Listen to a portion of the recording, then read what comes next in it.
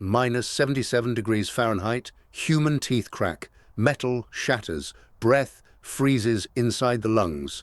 In July 1911, 3 men walked into that cold on purpose. They did it in complete darkness.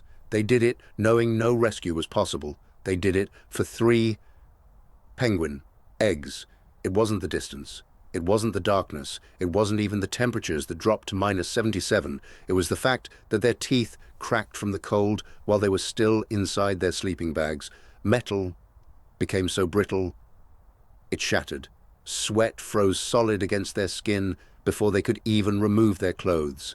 And they did this voluntarily in the Antarctic winter for penguin eggs. The hour when the sun died. June 27th, 1911. Cape Evans, Ross Island.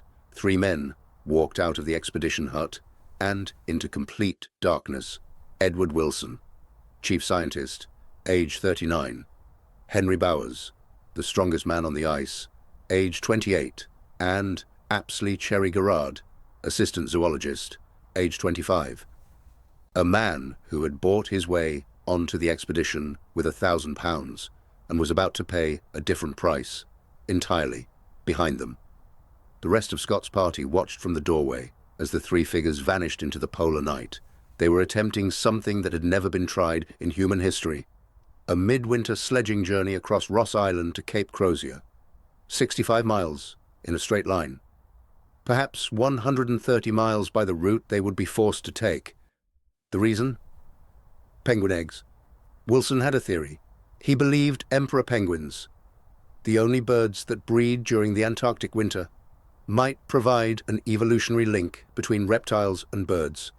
But to test this theory, he needed eggs at the earliest stage of embryonic development, which meant collecting them in July, in the worst weather on Earth, in complete darkness, at temperatures that turned breath into ice crystals before it even left the mouth. Scott approved the journey with reservations. In his journal, he called it a bold venture, but the right men have gone to attempt it. Bold was one word for it. Suicidal was another. They hauled 2 sledges loaded with 750 pounds of equipment, tents, reindeer skin sleeping bags, already outdated technology, a small stove, fuel, food, rope, ice axes, everything needed to survive 5 weeks in conditions that killed most men in 5 days. The temperature when they left Cape Evans was minus 36 Fahrenheit. That was the warmest it would get. The 19 days, the first week nearly broke them. Not physically, but psychologically. They marched in complete darkness, broken only by moonlight that did nothing but cast shadows shaped like crevasses. The surface beneath their feet was invisible. They stumbled over frozen ridges, fell into drifts, and collided with each other in the dark. Cherry-Garrard later wrote, "The horror of the 19 days it took us to travel from Cape Evans to Cape Crozier would have to be re-experienced to be appreciated, and anyone would be a fool who went again." Every morning began the same way. Fighting out of sleeping bags frozen solid overnight, the reindeer fur absorbed their sweat, then froze into boards. The bags cracked and tore when they tried to roll them. Getting into the bags each night required 20 minutes of violent effort, forcing frozen fur to bend enough to admit a human body. Getting out each morning required the same. Between getting in and getting out, there was no sleep, only shivering, waiting until enough time had passed to justify calling it morning. On July 5th, the thermometer read minus 68. The next day, minus 75. On July 7th, minus 77.5. At that temperature, butter turns to stone. Kerosene becomes sludge. Leather straps snap like glass. Breath becomes something visible and dangerous, freezing inside nostrils and lungs, coating the tent walls with frost that fell in showers whenever anyone moved. Cherry-Garrard's eyesight, already poor, nearly failed completely. The muscles around his eyes froze. He navigated by following the dark shape of Bowers ahead of him. Bowers never complained. He was built for this, a metabolism that burned fuel like a furnace. He took meteorological readings, barehanded, at -70, recording numbers with a pencil that barely marked the frozen paper. Wilson's feet began to freeze. Not frostbite yet, but the warning signs. Numbness, white patches that didn't fade. The Antarctic winter is not empty, it is active, it applies pressure, and it does not stop. They rounded the southern edge of Ross Island, crossing pressure ridges in darkness that should have killed them. Crevasses opened without warning. They fell through snow bridges, dangling over nothing, hauling themselves back up while the others anchored on solid ice. This happened more than once per day. After 2 weeks, they reached the foothills below Mount Terra. Cape Crozier was less than 2 miles away, but without shelter, they would die before completing their task. For 3 days, they stacked stones and mortared them with snow. A canvas roof lashed down with rope. It wasn't warm, but it was shelter. The night the wind came. On July 19th, they moved into the stone hut. Wilson privately named it Oriana Hut. They still needed eggs. They also needed blubber.